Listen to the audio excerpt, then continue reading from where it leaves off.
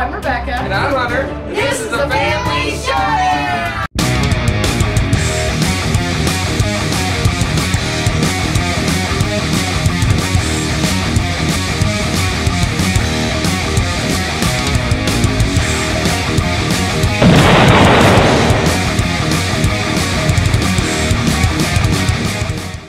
Howdy folks, welcome to our next segment of my Top 100 Games of All Time 2018 edition. And this week, Hunter and I are going to look at my 80 through 71. Dun dun dun.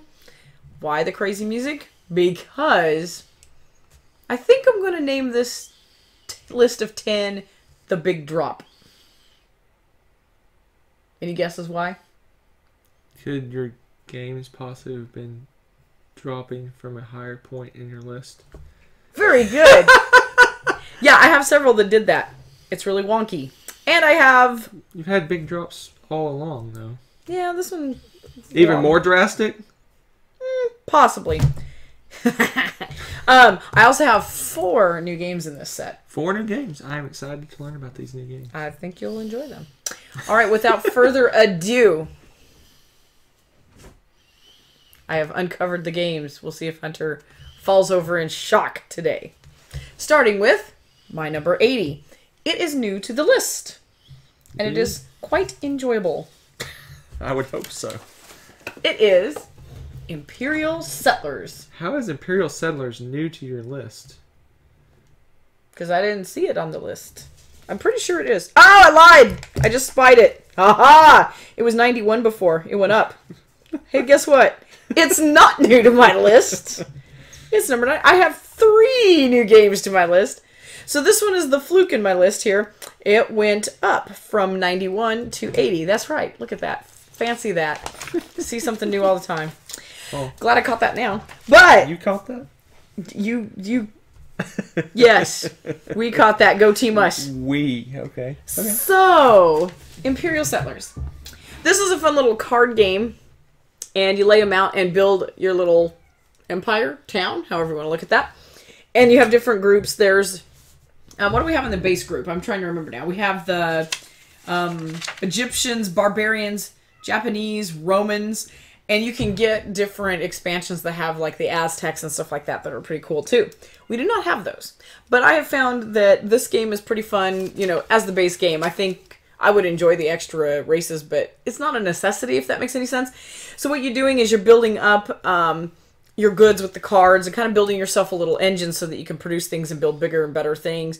At the same time, you're also doing things where you're trying to slow down the other players, and occasionally you'll attack some of their buildings.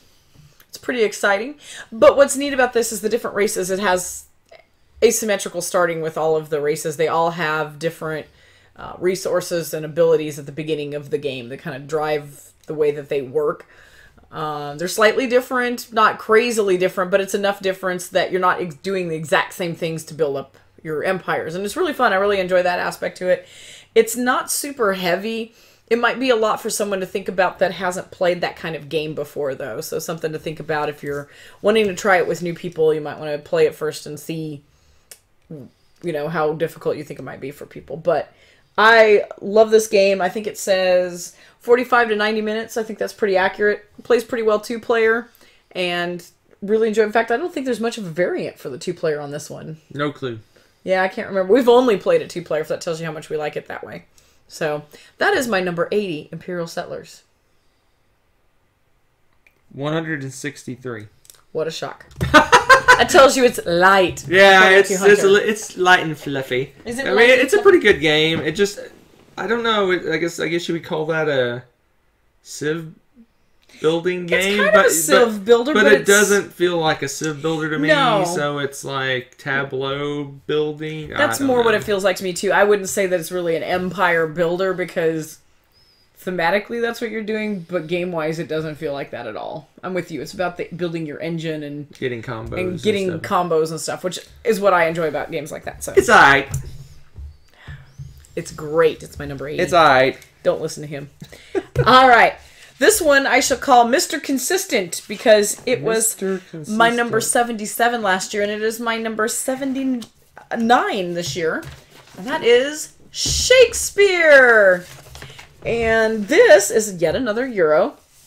I would think this is a bit heavier than Imperial Settlers, though. What you're doing is you're getting your actors and the costumes and this and that, all these different resources, put them together so that you can put on the best show possible. And it's all about grabbing what's available and building up. And again, you're building up another engine because you need to have the right people for the jobs to be able to build things that will create the resources, say the costumes for your actors, and your actors need certain things to be influenced to work in your play, and there's all these different things going on with that, and you're trying to work your way up kind of an achievement ladder in the game as you're placing things. And I really enjoy how smooth this game is. The theme is pretty fun too. It's not something that you see very often. It's kind of a rare theme. So I really enjoy this one. It's my number 79. That is Shakespeare. 137. Are you kidding me? Really? It's that low? I am stunned. I don't know. This game it's just kind of there. Really? I mean, it's a 137, so it's a really good game. Oh, no, I no, really no. enjoy it. But it's not like one of your super It just crazy games, doesn't. I don't know. It doesn't. Excuse me. Is it the theme? Not No, like as there's- interesting to you? There's no theme. There's very little theme. Theme's there. Okay. So there's theme. No, I don't know. It just doesn't. It's Is it because you're not actually putting on a play? maybe, but You're it only just, preparing to it put on a just play. seems like there's other games that have done the move along several tracks better. I could see that. I suppose. I just enjoy the combination of it with the theme and everything, I guess. The playtime's not too bad for this either. Yeah, Which I is mean, another... What's funny about this is depending on how you play it, and they even tell you it can go from like 20 to 90 minutes.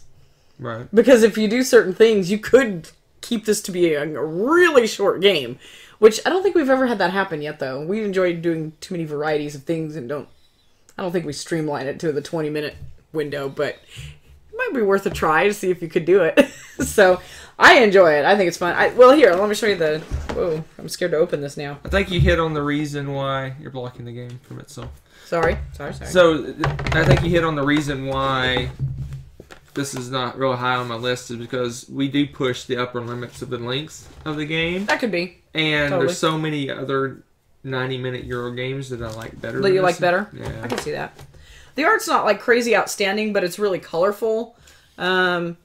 And you can easily tell by looking at them who does what, that sort of thing. The symbols are what really sells it for me too is that the symbols are easy to read.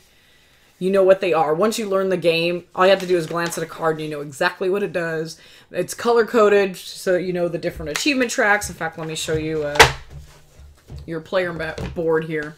You can see the stage that you're building up, filling up, and you got the different actors and their resources with the symbols for that and everything. It's pretty straightforward. I think this one, I mean, correct me if I'm wrong, I would think this one would be relatively easy to teach because of the way the symbols and everything. Possibly, but there's some rules. There's a lot of rules on the tile placements and stuff like that. That's and how true. The tracks work. No, and- it's definitely a medium weight game. It's not a light fluffy game for sure.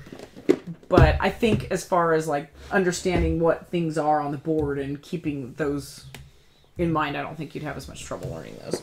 Anyway, that is Shakespeare. I apparently enjoy it much more than Hunter. Yeah. All right. My number 78 is, in fact, new to the list. It can't possibly... Is it really, really new? It's really, really new. It cannot possibly... Not fake new? No, it's not fake new. Oh, boy. So, Finca, the Glorious Will. Let me put it this way. It's new to us. So, at Dice Tower Con this summer, the girls and I got a hold of this. I don't even remember how we got a hold of this. Just random game. I think the girls picked or something. I don't even remember now. Long story short. We ended up loving it. Played it multiple times. With others, with ourselves. Played it. And then found out that it was out of print at the time. But Hunter was able to hunt one down for us and get it. And it has been at least a girl favorite in the house I'm sure Hunter will put his 2 cents in. But Finca is... It's not... I guess it's... I don't know. I think part of it is just because the family loves it so much. There's not really anything super unique about the game, per se. But the way they handle it and with the graphics and everything that they use, it's just a beautiful game. The part that I do enjoy... Let me show you here on this board. We've got the board here. And it is really pretty. But if you look... The part that I want to show you in particular is right here. You've got this nice little... I guess, would you call that a rondelle? Kind of. It is a rondelle. But what you do is you're going to have meeples that you're moving around on here. And depending on how many meeples you have there that are, well, not just you, anybody. Anybody's meeples there will tell you how many spaces you get to move. So if there's 4 here, you're going to get to move 4 spaces. So you move a guy 4 spaces. And then when he lands, whatever number of meeples is there, when he lands there, is how many resources of that type you're going to get. So it's really, I love that part about it. That part seemed unique, at least to me. So the pieces are really bright. Let me get it out of the plastic so it's not so shiny. They're really pretty easy to use. Bright colors. So these are the ones that go on that little rondelle. Tell you where you're landing and get the resources. You're taking the resources and the combos of the resources to go to the map. And on the map, in certain areas, you're going to see little tiles with something that like this, where it's 3 sets of olives, or 4 mystery items. It can be 4 of any type of item, and you go and fulfill those orders. So you're going around with that unique movement, and you're also trying to fulfill these things on the board, and you get bonus points and things based on how you do that. And the pieces for this, they really sell it too, because it's not just little random cubes. You've got lemons. You've got plums? Figs? I think it was figs. And you've got little silly shapes for the grapes. They look a little weird, but they're fun. Anyway, but they're all really brightly colored like the rest of the game. The girls really ate it up. They were able to wrap their heads around how to work the system so that they could collect the right amount of resources to trade it in. I think this would be a great one to teach others. I don't think it's all that difficult to teach, since I taught it to 2 kids. I would say that's not too bad. And the gameplay is really fun and smooth, and it's not super long. So it kind of hits that sweet spot. This would be a great one to get people into Euros, I think. Like, I wouldn't use this as a straight-up intro, but you could probably do it as a next step intro, no problem. Because it is just that smooth of a game. And I like it a lot. Go ahead. So it's not on my list for 2 reasons. One, I think I just played this, like, for the first time, either right before I made my list or right after I made my list. I can't remember. It was around then. It's real close to when I made my list. Yeah. And so it may or may not make my list. I don't know if it was on it. Yeah. But what I'm saying is, this is a nice, like I said, family weight Euro game. It's great for kids that have played some games and are kind of ready to move on to something a little bigger. Or if you just like light Euro games, this is a great one. Mm-hmm. But I think I summed up the reason why it probably would not be on my list is that it's too light. It's too light. It's very simplistic. It's collect resources, fulfill contracts. That's the. But it's really fun. Yeah, I just like the balance. But like I said, but it gets 45 minutes long too. It's short. It's not a game for me, but it's a great game. Mm-hmm. Like if the girls asked to play that, you wouldn't turn that down. No. I mean, I would turn them down if they want to play Monopoly, but. Touche. But the. I don't know. It's a great family game. It's just not for me. Absolutely, not for me. Family weight's perfect way to describe that. I would not personally pick that game to play. Yes, so. But you did go hunt it down for us, and you're awesome. Yes, because that's what I do. No. All right, so this is one of my first that had a bit of the drop to it. No. But I know what it was, and I have a feeling that next year it will be adjusted. I'm looking towards the top of my list because I know it was my 28 last year, and it dropped. And I think it got punished because it didn't get any plays, and it had been probably closer to like 2 years. Almost, it was like really close to 2 years since we had played it. But now I think, having played it right after I'd made my list, I was like, ooh.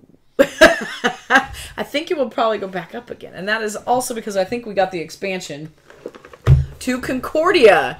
Now, this is the expansion box. We decided to get a little bit different art because Concordia is the infamous basic bland Euro box. You have the girl like ta-da at the front of it, and you probably have seen that. And if you go look up on like Board Game Geek, you can look at the picture and you'll see the real one here. But this is the expansion Salsa, and Concordia is that trading in the Mediterranean Euro game, but it is gorgeous. The board is gorgeous. It plays so smoothly. The pieces are fun. It's got of course, you know me, I like Greco-Roman stuff, and it's got the mosaic style art. Let me just see if I can pop the board out so you can look at it. It is so pretty. I really enjoy the way it works. I enjoy the fact that each area's got its resources, and you need to kind of build up a little bit of an engine if you want to collect some victory points. And you might want to specialize. Oh yes, the other thing is this board. This is the expansion board though, isn't it? Or was it this? I don't remember. Let's see. No, okay. That's not. That's their normal board. This is the normal board? Okay. I think. Is it? Yes. Well, either way, you get the idea. It's the same. It's the same art, so you get the idea. The board's a monster. It's a monster. This is a salsa board, I think. Is it the salsa board? But it's very similar.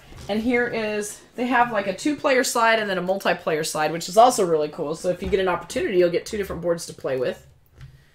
And across the top of these, you'll see how it's got these cards. You put a bunch of cards out and they come sliding down as you purchase things. They give you special benefits and help you along the way. You get resources at the different locations. You've got ships and travelers, people that go across the land, and you can use either one or both of them to go to as many places as possible to set up trade routes. Love this game. It is gorgeous. It's intuitive. Once you have played it, it's really easy to revisit it. The 2-player game is fantastic. So everybody raves about playing it with multiple players too. So it's one of those games that if you want bang for your buck and you want to play it 2-player and you want to play it 4-player or whatever, I think it goes up to 6. I think you would find this a great game for you.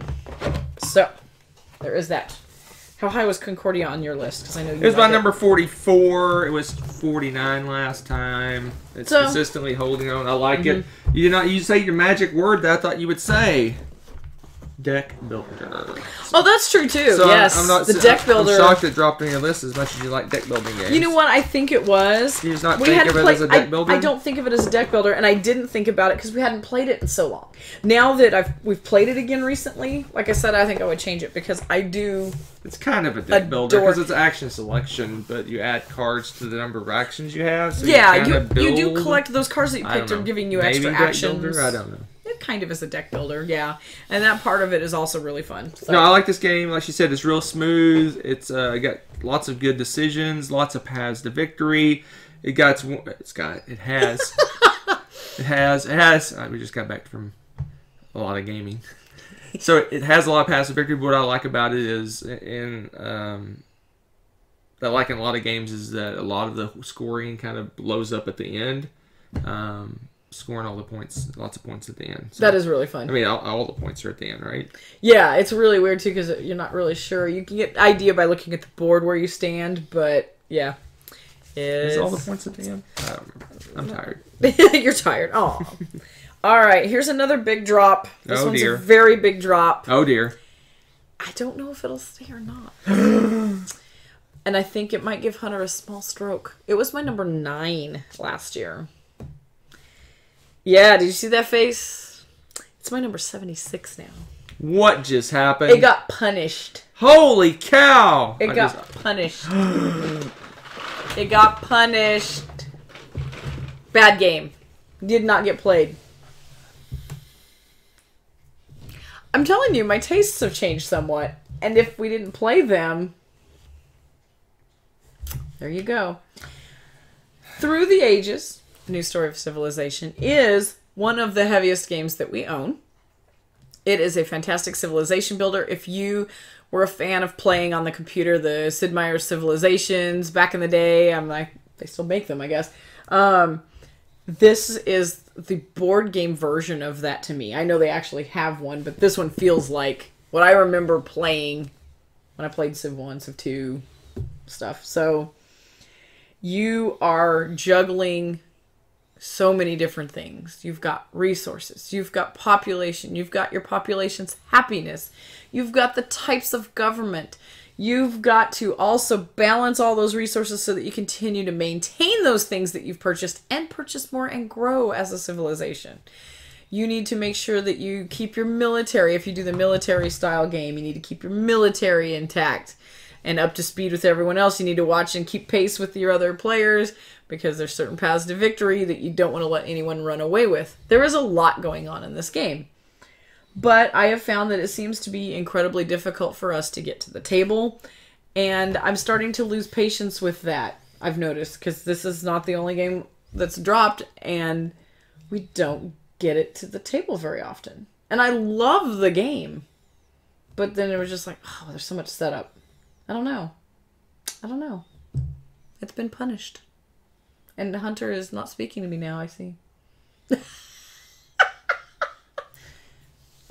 Always been told, if you don't have anything nice to say, it's best to say nothing at all. Well, that's a first. So I'm going to talk a lot about why this is my number 11 game of all time. And I believe it's being punished far too much for not getting played. This game is amazing. If you want an epic journey through the ages, this is the game to play. This is a heavy Euro game. Has lots of great choices. But unlike most Euro games, you have attackiness in this game. So if you play on the game, if you don't play the variant where you don't fight each other, you have wars that happen. You can beat up other people. You can do all sorts of stuff. You conquer colonies. You're doing politics. There's tons of in-game scoring. There's tons of things to go for. Many different decisions. Do you go military? Do you go heavy resources? Do you go all? You get. This game does not deserve to be punished. Yeah, but you play it on the app also, don't you? I occasionally play it on the app. I do not. There you go. It has nothing to do with it. I think it does. This is a great game. You're vastly more familiar with it because you've been playing with it on the app. It's okay. I won't hurt your baby. I just... Through the Ages is a great game. This game, like she said, is a bear to teach. It is a bear to learn. It is worth it because it is a truly epic Euro game with tons of great decisions, tons of hard decisions. Great game. You should give it a try. If you like heavy games and you haven't played this yet, you deserve to play this one at least once. Yeah. If you like heavy games at all, this is a good go-to. Straight up. But I myself would not want to play it more than 2 players. I think it would stretch it out considerably. Probably. So, there's that. So, for me, I'll only ever play that 2-player. And we don't get it to the table much. I don't know that it was overly... I don't know. We'll have to play it. Such a Debbie Downer. I know. Sorry. It's my list. You're a mean one, Mr. Grinch. I know. My number 11, Through the Ages. Her number 70-something. Very wrong 76. Number. Oh, man. All right. My next. What else you got? My next one is new to the list. Okay, at least you can't do too much damage with this. It's Latin. Who doesn't like Latin? Latin. Ora et labora. Yay! Okay. It's my buddy, Uwe Rosenberg. He does great stuff. Does he? This game is a pretty hefty little Euro itself. And the time frame on this is roughly the same. It's another 2 to 3 hour beast of a game. But I feel like this one would be easier to teach. Am I crazy? Yes, it would be easier to teach. Oh, okay. I was going to say. What's neat about this one is it's a typical, if you know the kind of games that Uwe does, he likes to do a certain style of game that starts out with almost nothing and then just does this fantastic ramping up. By the time you're done, your last turn, you were doing so many things and you're in such a completely different place from where you started that you do see some results. And I really love that. But this right here is why I like this game. So, you have... what do we put on this? Did we just put the little resource thing on there, right? Right there. Okay, there they are. So we put these little resource things on here. But what's cool about it is this is like your round number. and it moves. Dun, dun, dun, and each round it moves. So what you want to do is you want to plan when you want to get these resources. So you want to plan on putting things down so that as you get to them, you can pick them and you have something to work with. Plan ahead on what you need for certain things to build certain things. There's a lot of planning with this, and I love it. Love it, love it, love it, love it. I love this about it. It's different from what his other games have. Usually you have to do some other, like fitting something together. He loves piecing things together, or I don't know. He's got a lot of different things, but this one seemed a little more unique to what he's done with other games, and I really like the... Yeah, it's kind of a pressure luck kind of situation. Yeah, that's a good way to... Because each round that the resource isn't taken, it grows and becomes more and more valuable. So if resources, there's 2, you've taken stone now, it's worth 2 resources, but if you wait 5 turns from now, there's going to be 7 of those resources. But somebody else is going to take it. She might take it before you get there. So it's kind of a pressure luck when you grab resources, when you not. And it's got a lot of buildings, and they have the relationship of where the buildings are to each other. They give you different benefits and stuff. It's pretty hefty. It's one of his heavier games, I think, of all the Uwe games. Absolutely. But it has, like I said, I love this little rondel thing with the resources, and I really love tile placement, and I love trying to do the puzzle of which is the best and the optimal way to mix and match those tiles so that you can get the most benefits, build the best engine. What are you looking for? Oh, yeah, it's super heavy, but super fun. If you like Uwe Rosenberg, you should give it a try. It's a little bit different from a lot of his other games. Other than that you're farming and raising well, yeah, animals. The theme is still the same. Yeah, he loves that theme. We know that. But yes, thoughtful guy is thoughtful. He's like, ooh, which resources should I go for? Should I wait or should I take the resources now? So there you go. It was my number 45, so similar in area as... Was it Concordia a little bit ago? Yeah. So yeah, it's one of the heavier games, a little bit longer, a little bit harder to teach, all that good stuff. But good times. Out of print. Oh, is it now? But it plays fantastic 2-player. Absolutely love it. So that's something to keep in mind too. All right, my other one is new to the list. Hunter's gonna poo-poo it and cry because it's higher than any of the games that I have already picked. What is just going? Because he's like meh about these games. Oh. You hear that?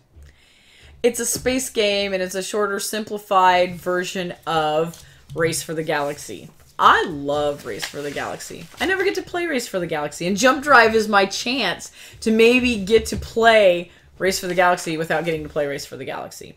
That's really all I can say about that. It's cards, and you're using them to build up resources on you have basically circles, you have planets and stuff, and you're going to build resources with them, or you're going to have these little diamond cards that let you build like resources and technology and things like that. And you're going to build certain numbers of those and have victory points on them to get the most victory points. You're building up kind of an engine with them because each planet gives you a certain type of resource, and you need certain types of resources to build things, or they sell those things for a certain price. And then the tech stuff obviously makes your engine better in different aspects. So that is the long and short of Jump Drive. So a couple things.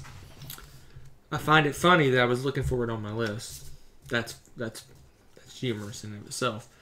The only good thing I have to say about this game is it's over quickly. This game, it makes me want to play, and I'm not a big fan of Race for the Galaxy, and it wants me to play something more meaty. This game is just like, the game's over, someone wins. I mean, it's just like, what just happened? I have no problem with this. Like I said, I want to get Race for the Galaxy played. This is Race for the Galaxy Light. Boom. Sold. It even has the same kind of graphics. And so if you know what the graphics are from Race for the Galaxy, you could pick this up very easily. Yeah, but it's much more simplistic than Race for the Galaxy. That's the best part. It even uses the same little tokens for victory points. You know, the little star field with the stripes on it. I don't know. Hopefully you can see that. Instead of talking about it, we could have already played it. Oh my goodness. I love how he makes that like a negative point or something, right? Oh, well, yeah. Such a Grinch. Calls me a Grinch. I'm not a Grinch. I'm just waiting for some good games to show up. Oh my you goodness! picked some good ones, but you dissed all the good ones. So. Oh man! But in all seriousness, if you do like Race for the Galaxy and you want something that's easier to teach, quicker to play, and works good with all players, but it works really well 2-player. Yep. This is a good one. I mean, like I said, if you don't want to do a full blown, hour, however long Race for Galaxy, hour and a half Race for Galaxy. Yeah, this is like they say it's like 20 minutes, and I think that's about right. Our first game we taught and played in less than 20 minutes. So yeah, it flies. So it's a lot of fun. I like that, and it's highly portable too. That's another plus. It is your kind of game. I will not fault you for your choice. It would be my choice. Oh my gosh! All right, give me something. Come on. You only got a couple more to impress me here. You picked some good games, but this game was my 95, and I think the reason it jumped is we had some really fun family plays with it within the last year, because it's now my 73, and it's like it's back, baby. I think it was fairly. It's back, baby. Yeah, it's growing and stuff. It's just this is such a fun game. Trekking the national parks. It's not something that you can find. Is it in print anymore? I think Amazon sells it now. Okay, I think you can get it from Amazon. You used to only get it from the company itself. They didn't sell it like in stores or anything. No, it used to be only the website. I think Amazon has it though. I don't know. Yeah, it's worth looking up. This is very similar in feel and weight to Ticket to Ride. I dare say it's almost a little bit lighter. And it is more familiar. Well, I don't want to say more familiar, but it's a very familiar topic, at least for our family, because they give you the United States map. It's a little bit warped in the shape of the map and where exactly things are because they wanted to spread out the national parks. But they have the national parks listed on the map. And what you're doing is you're traveling to the different parks and you're collecting stones, which is this little set collection because the different colors give you you get a set. Whoever has the most of each color gets victory points for that. But you're also collecting cards. Same thing as Ticket to Ride style, where you're picking up a card, keep them. You can have as many as you need in your hand. And you're trying to then get all those resources, those cards, use them back to get back to a certain park. For example, Carlsbad Caverns, you only need a red boot. So you get a red boot card, and then you hoof it all the way back there, and you pay your card at that site, and you get this card, which is worth 1 victory point. Or you get a really tough one like Yellowstone. What are you doing? Like Yellowstone, and it's got 3 fire cards and a footprint card. It looks like a bear footprint. You turn all that in at Yellowstone, you get 5 victory points, which is a lot. The beads are just the typical glass beads that you see in the fishbowl or whatever. They're great. Really bright. Super bright. And it is so easy to teach. This is a fantastic family game. It's a non-gamer game. You could easily teach it to non-gamers, I think. It's really fun. The neat thing is, too, this comes with a book that's kind of a little guide to all the different national parks and gives you some information about each park. Look at you. So you can learn about the different national parks. For us, we love the outdoors and taking the girls to state and national parks. So this was right up their alley, and it's fun for them to see some of the places that, A, we hope to go someday with them, and B, a couple of the places we have gone to. So there you have it, the trekking of the national parks. Yeah, this is a great gateway game. Like you said, it's probably a hair lighter, especially if you play the basic game without there's like slightly more advanced. It's not that advanced, slightly more advanced variant. Yeah. Basic games, but easier to teach in Ticket to Ride, or if you've played Ticket to Ride, you're looking for something really easy to teach. Looking for a lateral game, kind of the same feeling but with a different theme. This is a game that you could try out. It's really, like I said, beautiful, and especially if you like the outdoors, this is a great theme for a game. It also has multi-purpose cards, which I really enjoy, because those cards that have those symbols on them also have a number, and that's the number of moves that you can make. So you have to make that decision. Do I want to use this card because it's worth 3, or do I need it to save it to go buy a national park? Yeah. So you have a little bit of choice to make. A lot of fun. Super good one. Look it up. It's my 179. Because it's light. Well, the only reason it's on the list is a family favorite. Yeah. Absolutely. The kids like that game. They do indeed. So what number are we on? We're on 72 now. So just a pause in the action.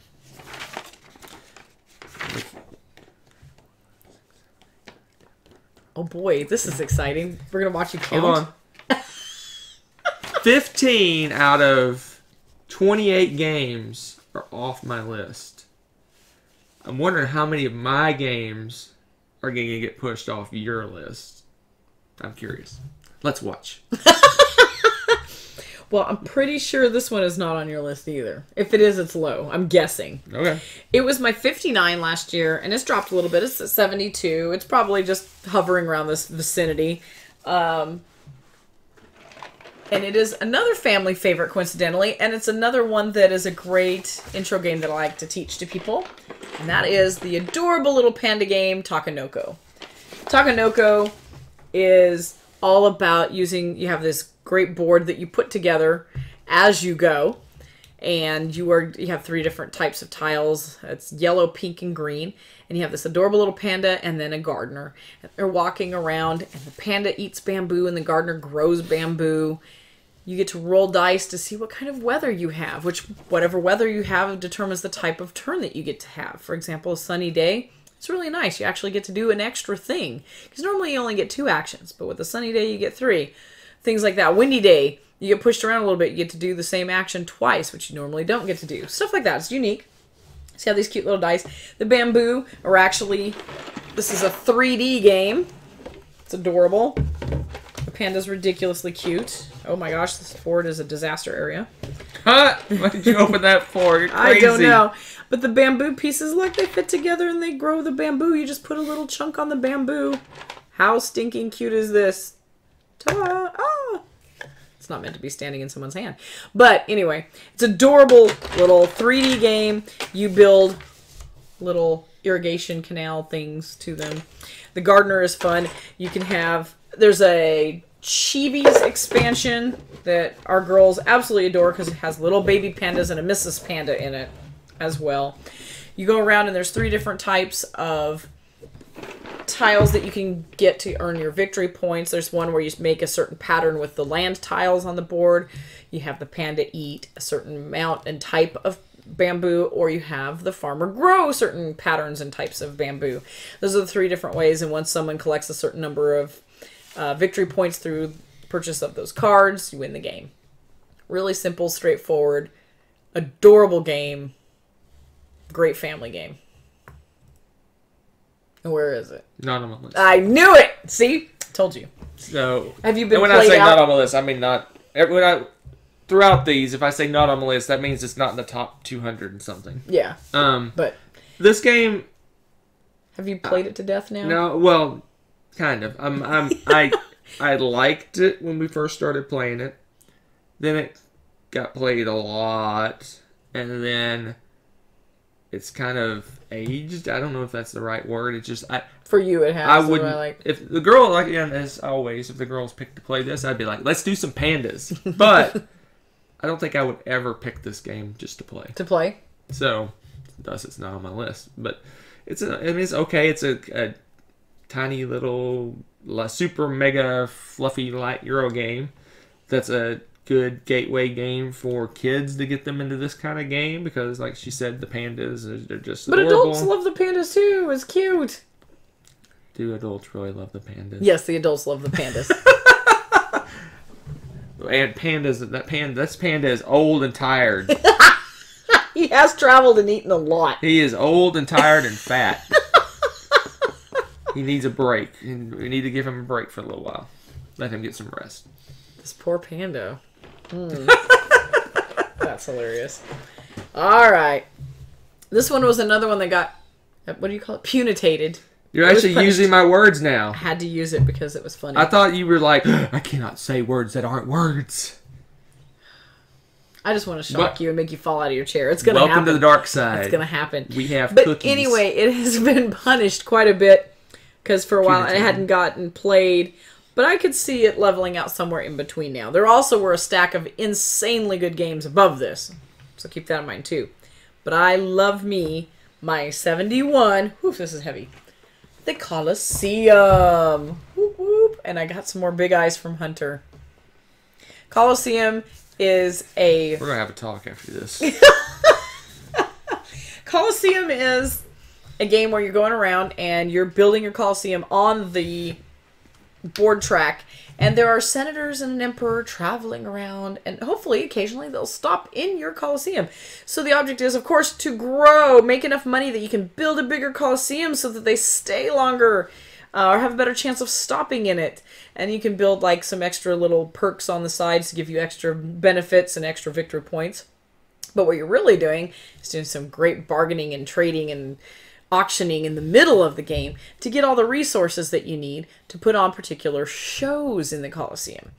And the more elaborate your show, the more items, animals, people, plants, you name it, you need for your show. So you're trying to get those up, and you get scored only your best show. So if you make, say, $20 on your first show, but then you make $30 on your second show, your score is now 30. And that's the highest it's going to go unless you manage to do a better show. So if you accidentally have a really bad round 3 for some reason and only make $28, your score's stuck at 30. That's where you were at. And it's really interesting to see how this game ramps up too, because everybody's wheeling and dealing and trading for stuff, fighting over the auction to get those items. And if they don't get the items they want, then later on get some outrageous deals at trading to try to get your horses or whatever you need for your show. Some of the shows, they have a really wide range. They've got some really cheap shows that only have like 4 items, and then you've got the crazy end game shows that, good grief, how many items do they take? It's ridiculous. So, anywho, it's a lot of fun. What is that face? I'm waiting patiently. No, I'm curious. What's No, go ahead. Go ahead. I'm done. Are you done? You have nothing further to say? No. So, let's have a little talk. Punitated is from the old Germanic. Oh gosh, is it? Punenitzel, which means destroying things that are old. I apologize to anyone that speaks German. So, this is a running joke in the house. I have definitions for every word I make up. But, translated to English, punitated, it means games that you have not played in a while, therefore you punish their ranking because you haven't played them a while.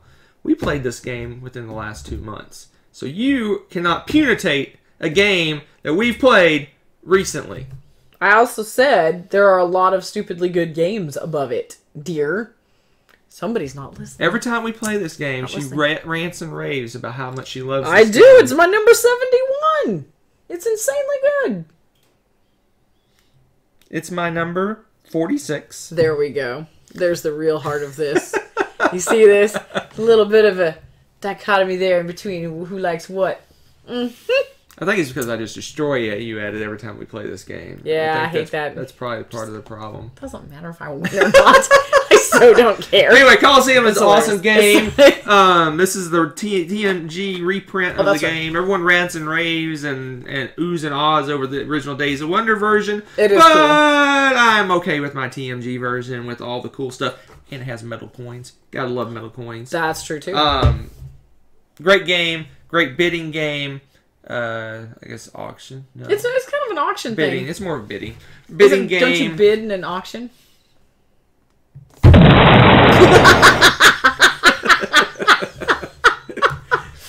I like this game. I like it a lot. Like she said, one of my favorite things about this game is your score for your best show is your score. Period. And usually you build to a show at the end. You have so much angst on because you have to basically buy the shows that you're going to put on, and so you're building for a big finale at the end for a certain show, and someone snatches it in front of you, and then you're scrambling to trade and find a way to make on a different it's show. A struggle at last. This game's kind of brutal because in that trading phase, it is mean. People can be mean in that trade. It's like, hey, I need a lion. I'll give you one of these things. Give me 2 of those things. Never mind. I'm not interested. Yeah. I only have 1. Ah, forget it. This game's fun. I enjoy it. It's Roman. It's Roman. But yeah, that is it today, folks. My 80 through 71. Are you as shocked as Hunter is? They're awesome games. I think you should go try them out. And stay tuned for next week when we go through our 70 through 61. Will Hunter fall out of his chair for real this time? We'll find out soon.